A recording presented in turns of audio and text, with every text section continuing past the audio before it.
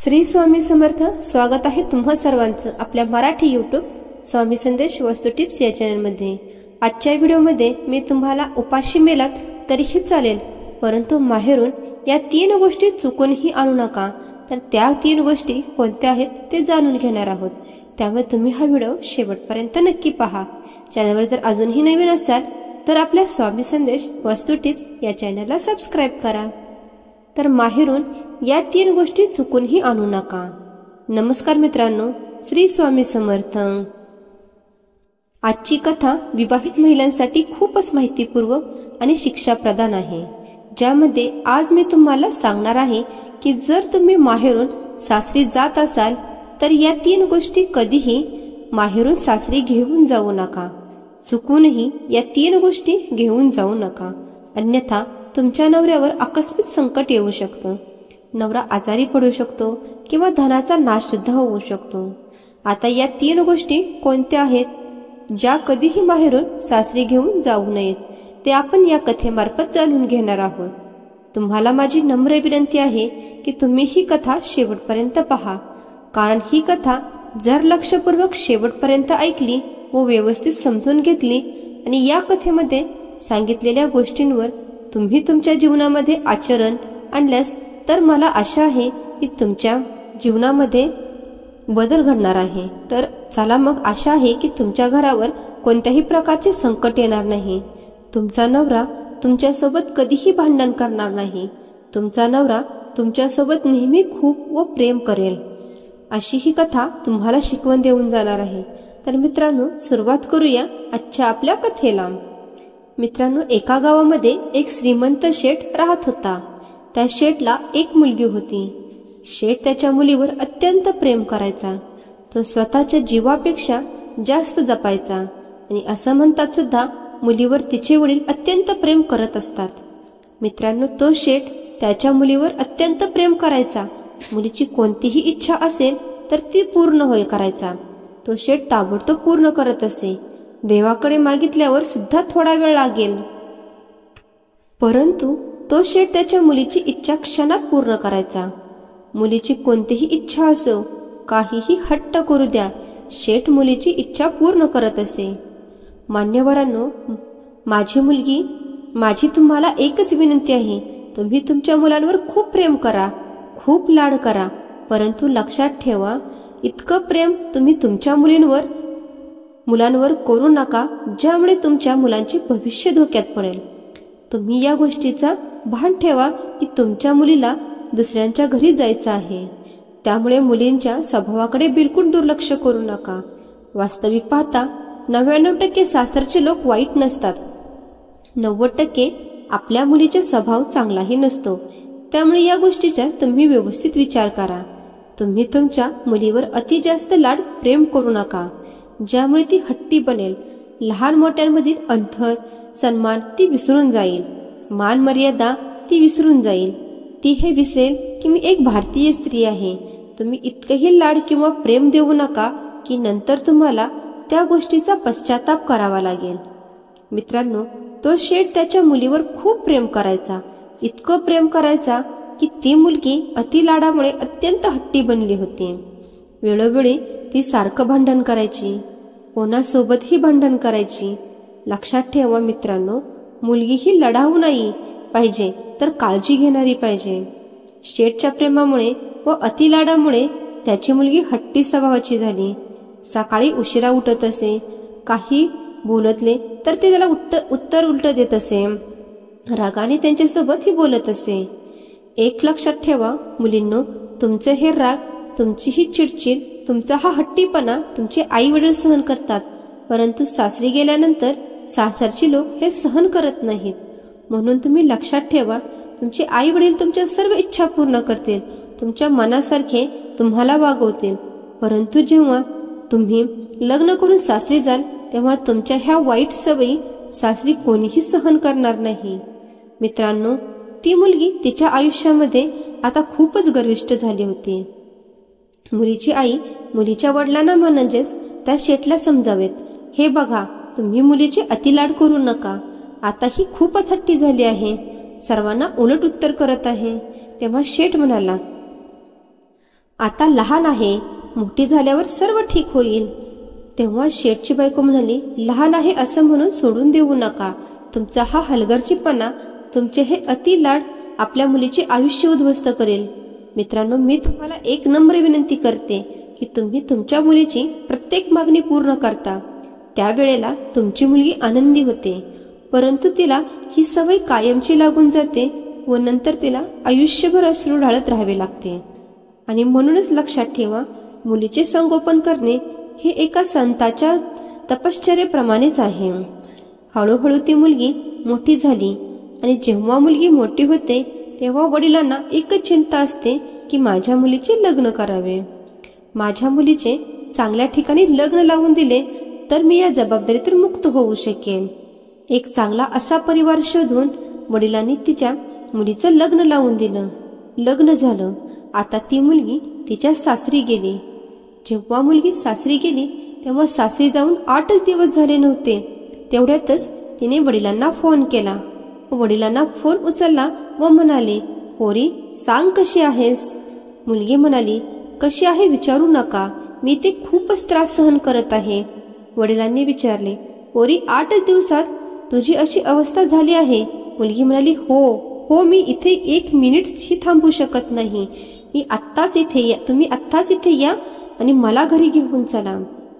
मी या नरकात राहू शकत नाही.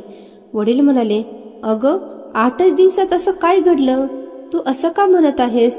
मुलगी म्हणते, सर्व काही व्यर्थ आहे. जर तुम्हाला मला जिवंत बघायचे असेल तर आत्ताच्या आत्ता इकडे या, जसे आहात त्या अवस्थेत या आणि मला घेऊन चला. वडील म्हणाले, मी तर खूप चांगलं कुटुंब पाहिलं होतं, खूप जास्त हुंडा सुद्धा दिला होता, सर्व काही दिलं होतं. त्यानंतर धूमधडाक्यात तुझं लग्नही लावून दिलं.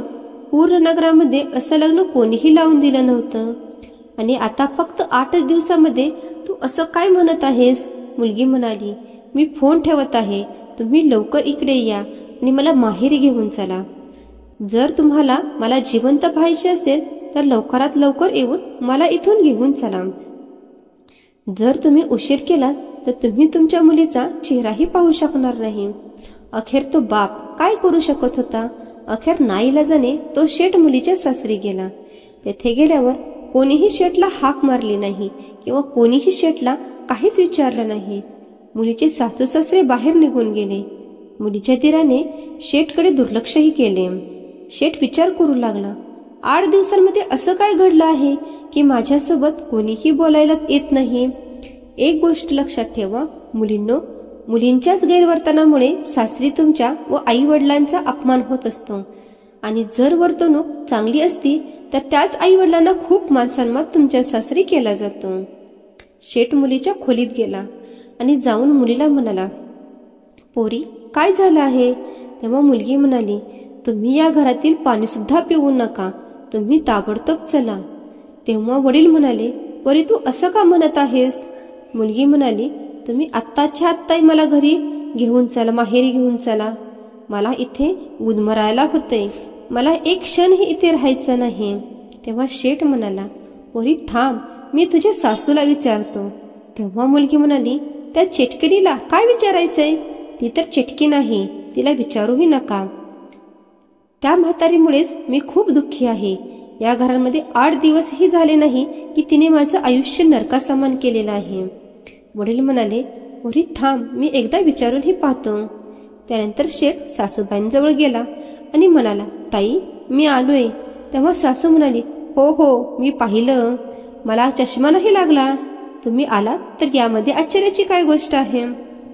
वडिलांनी विचार केला, हे असं का बोलत आहेत. वडील म्हणाले, ताई मी माझ्या मुलीला घेऊन जाण्यासाठी आलो आहे. तेव्हा सासू म्हणाली, ठीक आहे, आत्ताच्या आत्ता तुमच्या मुलीला घेऊन जा. तुम्ही आम्हाला अशी मुलगी दिली आहे की जिने आम्हाला अगदी हैराण करून सोडले आहे. ही सकाळी 8 वाजता उठते आणि घरातील कुठलीही कामं करत नाही. हिला आयतं जेवण हवं असतं आणि जर कोणी काही बोललं तर उलट उत्तर करायला सुद्धा मागे पुढे पाहत नाही. अशी मुलगी तुम्ही आम्हाला दिलेली आहे. तुम्ही आत्ताच्या आत्ता तुमच्या मुलीला घेऊन जा आणि हुंड्यामध्ये जे काही पैसे तुम्ही दिले आहेत ते सुद्धा घेऊन जा. तुम्हाला तुमचा हुंडा नको आणि तुमची ही मुलगी आम्हाला नको. मित्रांनो, सासूबाईचं हे बोलणं ऐकल्यानंतर मुलीच्या वडिलांनी मान खाली झाली. शेवटी शेठ त्यांच्या मुलीला घेऊन घराच्या दिशेने निघाला. जाताना शेठ म्हणाला, ताई 10-15 दिवसांमध्ये मी हिला पाठवून देतो. तेव्हा सासूबाई म्हणाली, नको नको, हिला पाठवू नका, तुमच्याकडेच ठेवा. हिच्यासाठी आमच्या घराचे दरवाजे आता कायमचे बंद झाले आहेत. शेठला समजलं की नक्कीच काहीतरी गडबड आहे. मुलीला गाडीत बसवलं व त्यानंतर ते घराच्या दिशेने निघाले. रस्त्यामध्ये शेठ त्याच्या मुलीला विचारू लागला, एक गोष्ट सांग पोरी, हे वातावरण असं कसं झालं? मुलगी म्हणाली, बाबा तुम्ही कोणासोबत माझं लग्न लावून दिलं? यापेक्षा मी कुंभारी राहिली असते तर चांगलं झालं असतं. शेठ म्हणाला, बरे तू काळजी करू नकोस, मी तुझ्या सोबत आहे, सर्व काही अगदी ठीक होईल. मला एक गोष्ट सांग, तुझ्या सासरची माणसं कशी आहेत? तुझं सासर कसं आहे? तेव्हा मुलगी म्हणाली, बाबा तुम्ही पाहिलत ना, अगदी नरकासमान सासर आहे माझं. माझी सासूबाई चटकी नाही, माझा सासरा राक्षसा समान आहे. माझा दीर हा एक नंबरचा मूर्ख आणि धूर्त प्रकाराचा माणूस आहे, दिवसभर फिरत असतो. ननंद एक नंबरचीच आगलावी आहे, तिच्यासारखी बाई मी पूर्ण आयुष्यात नाही पाहिली. वडील म्हणाले, पोरी तुझा नवरा कसा आहे? मुलगी म्हणाली, माझा नवरा तर साक्षात यमराजच आहे. वडील विचार करू लागले की नवरा यमराज आहे, सासरा राक्षस आहे, सासू चटकीन आहे, दीर मूर्ख उन्हाळा आहे, ननंद आग लावी आहे. तर यानंतर वडिलांनी मुलीला विचारलं, पोरी तुझे शेजारी कसे आहेत? तेव्हा मुलगी म्हणाली, खूप बदमाश आहेत. वडिलांनी विचार केला, एक माणूस चुकीचा असू शकतो, दोघे चुकीचे असू शकतात, परंतु सासरची सर्वच लोक चुकीची कशी असू शकतात? सासरचेच लोक सोडा, शेजारचे लोक सुद्धा चुकीचे आहेत. मित्रांनो, मुलीचे वडील थोडे समजूतदार होते. वडिलांनी विचार केला की दोष सासरच्या लोकांमध्ये नाही तर दोष माझ्याच मुलीमध्ये आहे. नक्कीच हिने काहीतरी भांडण केलेलं दिसत आहे. मुलगी म्हणाली, बाबा मी आता सासरी कधीच जाणार नाही. तेव्हा वडील म्हणाले, ठीक आहे पोरी, तू सासरी कधीच जाऊ नकोस. तुझ्या वडिलांचे घर आहे, तुला जितकं हवं तितके तू तितका वेळ तिथं माहेरी राहा. आपल्या घरी तुला कोणत्याही गोष्टीची कमतरता भासणार नाही. जेव्हा शेठ मुलीला घेऊन घरी पोचला तेव्हा शेठच्या मुलाच्या बायकोने पाहिलं की ननंदबाई घरी आलेली आहे. तेव्हा ती विचारू लागली की नक्कीच ही आता इथेच राहण्यासाठी आलेली आहे. मित्रांनो, लक्षात ठेवा, जेव्हा तुम्ही 4 दिवसांसाठी माहेरी जाता तेव्हा वहिनी तुमचा आदर सत्कार ठेवते, परंतु जेव्हा तुम्ही रोजच्या रोज जायला लागता तेव्हा तुमची वहिनी सुद्धा म्हणते की खूप झालं ताई, आता बस झालं. आणि तेच झालं जेव्हा शेठची मुलगी 10-12 दिवस घरी राहते तेव्हा तिची वहिनी तिच्यावर रागराग करू लागते. सुरुवातीला तर शेठच्या मुलीला काहीच काम करायला सांगत नव्हती, परंतु आता मात्र वहिनी शेठच्या मुलीला खूप सारी कामं करायला सांगते, तिच्याशी नीटही बोलत नसते. तेव्हा शेठची मुलगी म्हणते, वहिनी तू माझ्यासोबत असं का वागतेस? आधी तर माझ्यासोबत तू खूप प्रेमाने वागायची, परंतु आता तुला काय झालं आहे? तेव्हा शेठची सुनबाई म्हणते, आधी हे घर तुझं होतं, परंतु आता तुझं लग्न झालं आहे आणि तुझं सासर म्हणजेच तुझं घर आहे, परंतु तू तर आता तुझं सासर सोडून इकडे आलेली आहेस, त्यामुळे आता तुला इथे आरामात बसून खायला मिळणार नाही. मुलगी विचार करू लागली, वहिनीचा स्वभाव अचानकच बदललेला आहे. मित्रांनो, एक गोष्ट लक्षात ठेवा, मुलगी जर माहेरी अधिक काळ राहत असेल तर तिचा मान सन्मान कमी होत असतो, परंतु तीच मुलगी जर सासरी राहत असेल व माहेरी फक्त 1-2 दिवसासाठी किंवा काही कार्यक्रमासाठी कधी काळासाठी जात असेल तर तिच्या सन्मानामध्ये भर पडत असते. उठसूट माहेरी जाणाऱ्या मुलीच्या मान सन्मान कमी होणारच आहे. अचानक बहिणीचा बदललेला स्वभाव पाहून शेठच्या मुलीला खूपच टेन्शन येऊ लागलं. आता तर गावातील लोक सुद्धा शेठच्या मुलीला विचारू लागले होते की तुझ्या सासरची लोक तुला न्यायला येत नाहीत का? जी पण मैत्रीण तिला भेटायची ती विचारायची, तू बरेच दिवस झाले इकडेच राहतेस, भाऊजी तुला न्यायला येत नाहीत का? आता ती मुलगी कुठे जायची? लग्नाला जायची, मंदिरात जायची, बाजारातही जायची. जो पण तिला ओळखायचा भेटायचा तो फक्त एकच विचारायचा की नवरा तुला नेण्यासाठी येत नाही का? तुला सोडून दिला आहे का? मुलगी विचार करू लागली की मी सासरी होते तेच बरे होते. इकडे येऊन जगणे तर आणखीनच कठीण झाले आहे. मला तर आता सर्वजण कुठेही फक्त एकच विचारतात की नवरा तुला नेला येत नाही का? फक्त लोकांना ह्याच गोष्टीची काळजी आहे की आमच्यामध्ये भांडण चालू आहे का? मुलगी विचार करू लागली. मी तर एका मोठ्या संकटात सापडलेले आहे. सर्वत्र आता फक्त हीच चर्चा सुरू झालेली आहे की शेठची मुलगी माहेरीच राहत आहे, ती तिच्या सासरीच जात नाही. लोक असे सुद्धा म्हणायचे की मुलीला स्वभाव तसा होता की प्रत्येकाला उलट उत्तर करायची, खूप फाटक्या तोंडाची होती, त्यामुळेच तिच्यासोबत हे असं झालं आहे. एके दिवशी शेठने पाहिलं की त्याची मुलगी उदास बसलेली आहे. तेव्हा शेठ मुलीजवळ गेला आणि विचारलं, पोरी काय झालं आहे? तेव्हा मुलगी म्हणाली, काय सांगू बाबा, माझं सासर तर अगदी नरकासमान आहे. परंतु मला वाटलं की माहेरी आनंदाने राहील, परंतु लग्नानंतर जशी मी माहेरी आली इथे सर्व इज्जत का संपली आहे. जो माझ्याकडे पाहतो तो फक्त संशयाच्याच नजरेने पाहत असतो. ज्याच्यासोबत मी बोलायला जाते त्याचा पहिला प्रश्न हाच असतो की भाऊजी कुठे आहेत, सासरची माणसे कुठे आहेत, भाऊजी तुला नेला येत नाहीत का? या सर्व प्रश्नांची मला हैराण करून टाकलेले आहे. यापेक्षा तर चांगलं हे असतं बाबा मी लग्नच झालं नसतं. तेव्हा मुलीचं हे बोलणं ऐकल्यानंतर शेठ म्हणाले, पोरी तू एक काम करशील का? आपल्या नगरामध्ये एक महाराज आलेले आहेत, ते खूप ज्ञानी संत आहेत. मी तुझ्या बाबतीत त्यांच्यासोबत बोललो आहे आणि तुझी सर्व परिस्थिती ऐकल्यानंतर त्या महाराजांनी मला एक मंत्र दिलेला आहे. महाराजांनी मला सांगितलं आहे की जर तुमच्या मुलीने या मंत्राचा जप 6 महिने केला तर सासरची सर्व लोक तिच्या मुठीत असतील.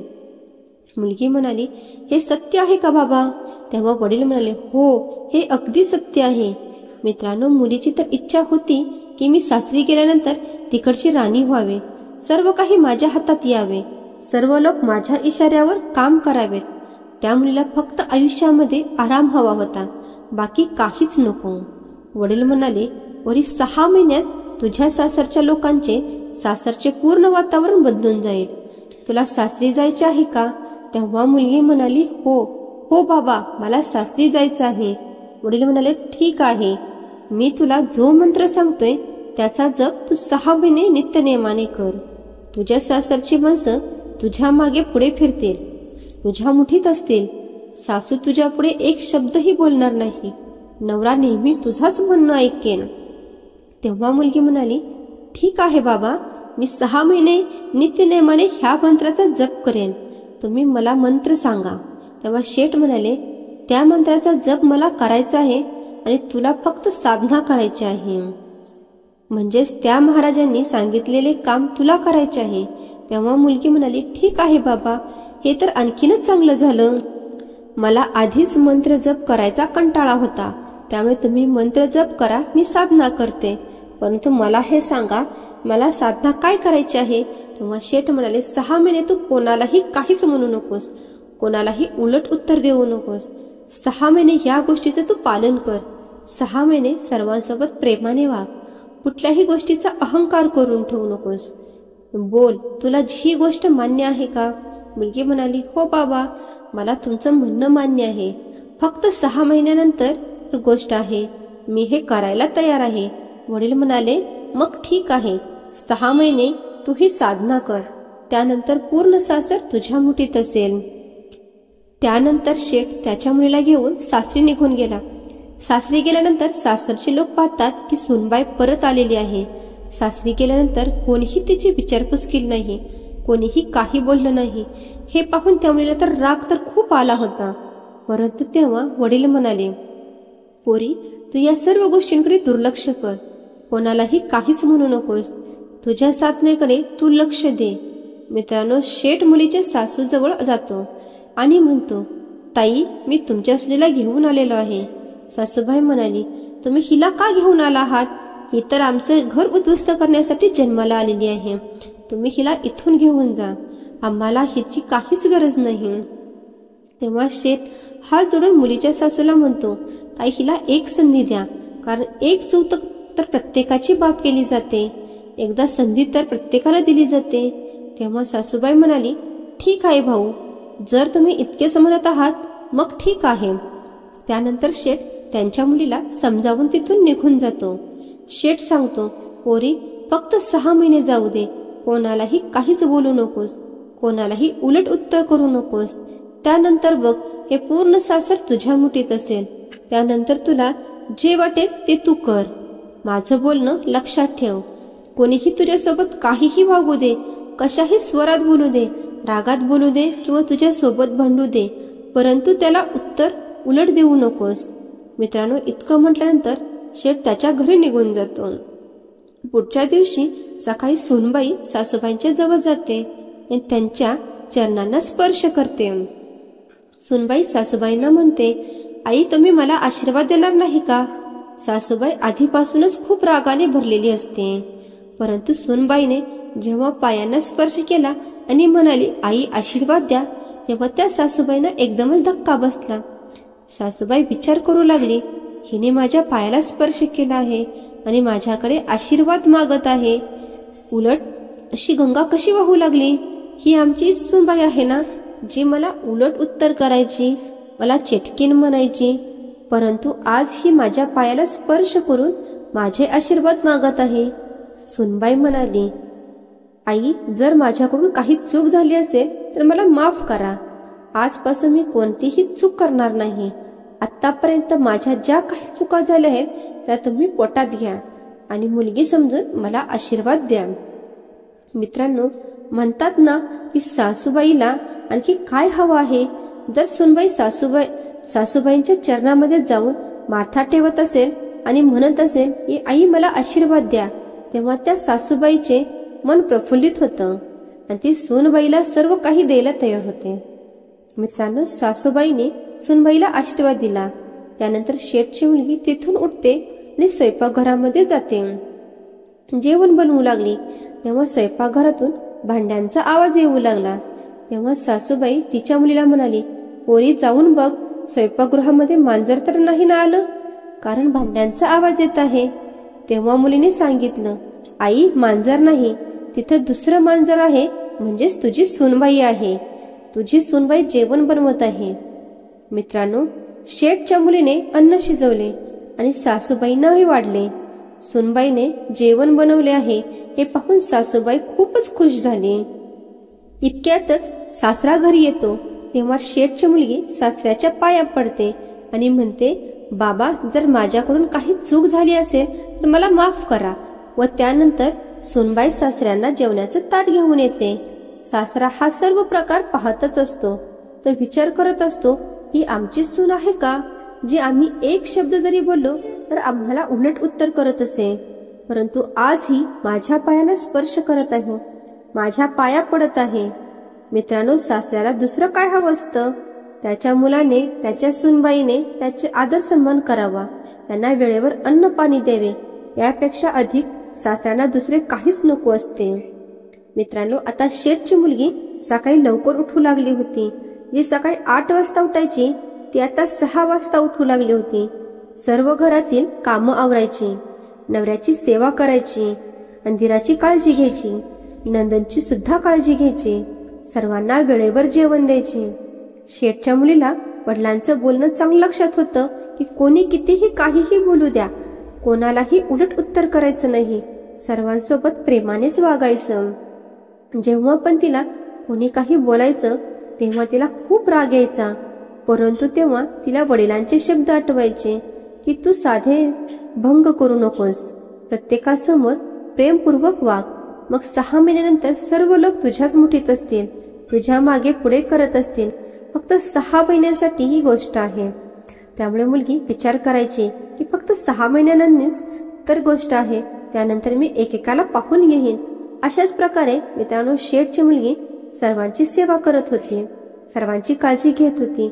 आणि अशा प्रकारे जेव्हा 1 महिना पूर्ण झाला तेव्हा सासूबाईंनी त्याच्या सूनबाईला त्यांच्या जवळ बोलवले आणि घराच्या सर्व चाव्या तिच्या जवळ दिल्या आणि म्हणाली, सूनबाई, तू माझी सूनबाई नसून माझी मुलगीच आहेस.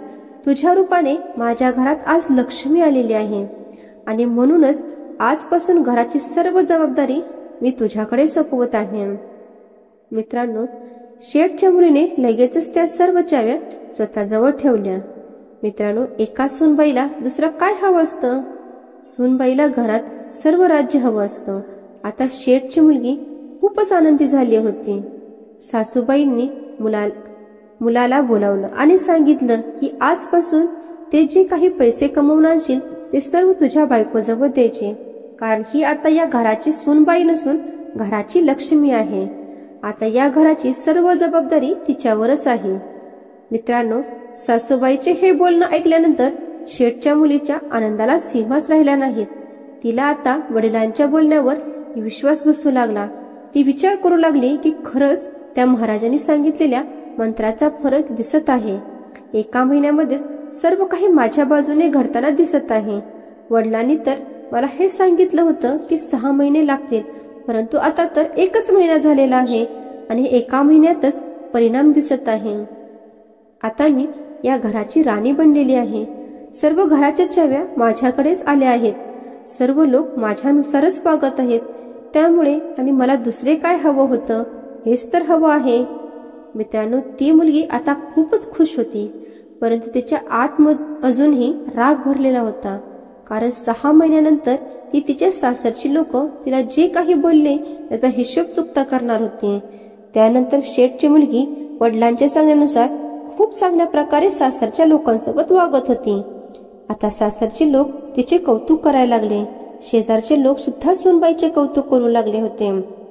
हळूहळू 2 महिने निघून गेले आणि जसे 2 महिने झाले तेव्हा शेठच्या मुलीने सर्व विचारात बदलले. तिच्यामध्ये प्रेमाची भावना जागृत झाली. चांगला स्वभाव निर्माण झाला. श्रावण महिना येतो तेव्हा शेठचा मुलगा म्हणजेच त्या मुलीचा भाऊ तिला नेण्यासाठी तिच्या सासरी येतो आणि येऊन तो त्याच्या बहिणीला म्हणतो, ताई, श्रावण महिना आला आहे, तू तयार हो, मी तुला नेण्यासाठी आलेलो आहे. तेव्हा ती मुलगी म्हणाली, तू आधी माझ्या सासूबाईंना जाऊन विचार. तेव्हा मुलीचा भाऊ सासूजवळ गेला आणि विचारू लागला, आई, श्रावण महिना आला आहे आणि मी माझ्या बहिणीला घरी घेऊन जाण्यासाठी आलेलो आहे. तेव्हा सासू म्हणाली, ठीक आहे बाळा, लग्नानंतरचा पहिला श्रावण आहे आणि आता सर्व सुरुवात होणार आहे सणांना, त्यामुळे तू तुझ्या बहिणीला घरी घेऊन जा.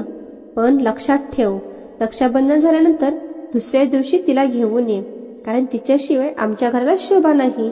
ही तर आमच्या घराची लक्ष्मी आहे. जेव्हा ही लक्ष्मी आमच्या घरातून जाईल तेव्हा आम्हाला चैन पडणार नाही. सासूबाईंच्या या बोलण्यावरून मित्रांनो, तुम्ही अंदाज लावू शकता की वडिलांनी मुलीला जसे वागायला सांगितले होते त्यामुळे सर्वांच्या वागण्यामध्ये किती फरक पडला होता.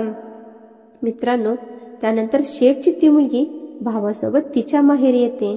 माहेरी आल्यानंतर वडील तिला विचारतात, पोरी, तुझ्या सासरची माणसं अजूनही तशीच आहेत का राक्षस, चेटकीन आणि मूर्ख? तेव्हा मुलगी म्हणते, नाही नाही बाबा, तुम्ही त्यांच्याबद्दल असे शब्द उच्चारूही नका.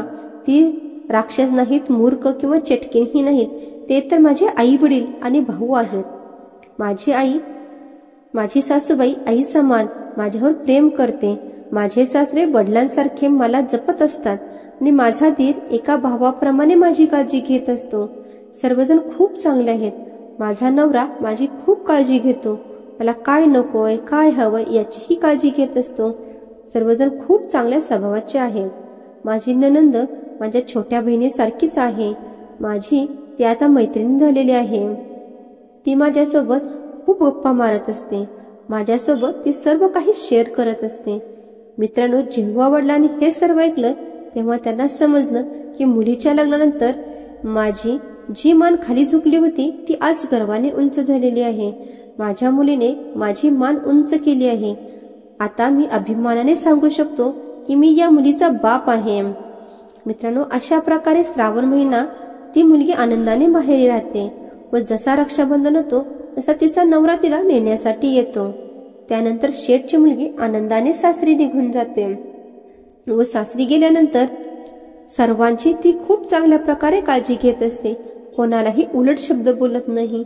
अशा प्रकारे शेठच्या मुलीने तिच्या सासऱ्याला स्वर्गामध्ये बदललं होतं. तर मित्रांनो, ही कथा आपल्याला शिकवते की सूनबाईने जर विचार केला तर ती सासऱ्याला स्वर्गासमान बनवू शकते आणि जर तिने विचार केला तर त्याच सासऱ्याला ती नरकामध्ये सुद्धा बदलू शकते. मित्रांनो, आता आपण जाणून घेऊया की उपाशी मेलात तरीही चालेल परंतु माहेरून या 3 गोष्टी कधीच सासरी घेऊन जाऊ नका. जर तुम्ही असं केलं तर तुमचा नवरा मोठ्या संकटात अडकू शकतो. त्या 3 गोष्टी कोणत्या आहेत तर त्या जाणून घेऊयात. पहिली गोष्ट आहे हट्टीपणा. म्हणजेच ज्या मुली हट्टी असतात त्यांचा तो हट्टीपणा माहेरीच असताना पूर्ण केला जातो. परंतु जेव्हा तुम्ही सासरी जाता तेव्हा तुमचे सर्वच हट्ट पूर्ण केले जात नाहीत. म्हणूनच तुमच्यामध्ये जो पण हट्टीपणा आहे, तो पण राग आहे, तो राग तुमचे आई वडील सहन करतील, परंतु तुमच्या सासरची लोक राग सहन करणार नाहीत. आणि म्हणूनच पहिली गोष्ट ही आहे की तुमचा हट्टीपणा, तुमचा राग तुमची माहेरी सोडून सासरी जावे. दुसरी गोष्ट आहे भांडण करण्याची वृत्ती. जेव्हा तुम्ही माहेरी असता तेव्हा तुमच्या आई वडिलांसोबत, भावासोबत किंवा शेजारच्यांसोबत भांडण करत असता. तेव्हा तुमचे हे भांडण तुमच्या माहेरची माणसं सहन करतात. तुम्हाला ते काहीच म्हणत नाहीत, कारण तुम्ही एक मुलगी आहात.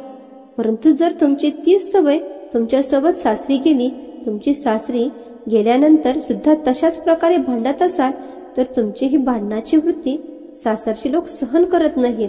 त्यामुळे तुमचं घर उद्ध्वस्त व्हायला वेळ लागणार नाही. आणि म्हणूनच तुमची जी भांडणाची वृत्ती आहे ती तुम्ही माहेरी सोडून सासरी जायला पाहिजे. आणि तिसरी गोष्ट आहे कडवट शब्द बोलणे. म्हणजेच माहेरी असताना जे तुम्ही तुमच्या आई वडिलांसोबत, भावांसोबत जे काही कठोर बोलायचा ते शब्द तुमच्या माहेरी सहन केले गेले, परंतु जसे शब्द सासरी सहन केले जात नाहीत. जर तुम्ही सासरी असे शब्द वापरत असाल तर घरामध्ये भांडण व्हायला वेळ लागणार नाही. त्यामुळे घराची शांतता भंगून जाईल आणि घराचे वातावरण पूर्णपणे उद्ध्वस्त होईल. जर तुम्ही असे कडवट शब्द तुमच्या नवऱ्याला बोलत असाल तर तुमच्यामध्ये भांडण होईल. नवरा जेव्हा बाहेरून घरी येतो तुम्ही त्याच्यासोबत अशा प्रकारे बोलता तेव्हा याचा परिणाम त्याच्या आरोग्यावर सुद्धा होत असतो. नवरा तुमच्या त्या शब्दांसारखाच विचार करत असतो. त्याच्या आतमध्ये तो गुदमरल्यासारखा राहू लागतो. त्याचं नीट जेवणाकडे लक्षही राहत नाही. त्याच्या आरोग्याकडे, ज्यामुळे अनेक रोग आजार त्याच्या शरीरामध्ये घर करून लागतात व त्यामुळे तुमचा नवरा सारखा आजारही पडू लागतो. म्हणूनच याचा त्रास पुढे जाऊन तुम्हाला सहन करावा लागतो. त्यामुळे तुम्ही माहेरून सासरी जाताना तुमच्यासोबत तुमच्या स्वभावात असलेला कडवटपणा सुद्धा घेऊन जाऊ नका. तर मित्रांनो, ह्याच त्या 3 गोष्टी होत्या जर माहेरून सासरी जाताना तुम्ही घेऊन जाऊ नका. व्हिडिओमध्ये सांगितलेली माहिती तुम्हाला आवडली असेल तर व्हिडिओला लाईक करायला विसरू नका. भेटूयात अशाच एका ज्ञानवर्धक व्हिडिओमध्ये एक नवीन व्हिडिओच्या चर्चेसह. तुम्हाला हा व्हिडिओ कसा वाटला कमेंट करून मला नक्की सांगा. चॅनलवर जर अजूनही नवीन असाल तर आपल्या स्वामी संदेश वास्तू टिप्स या चॅनलला सबस्क्राईब करा. श्री स्वामी समर्थ. अवधूत चिंतन. श्री गुरुदेव दत्त.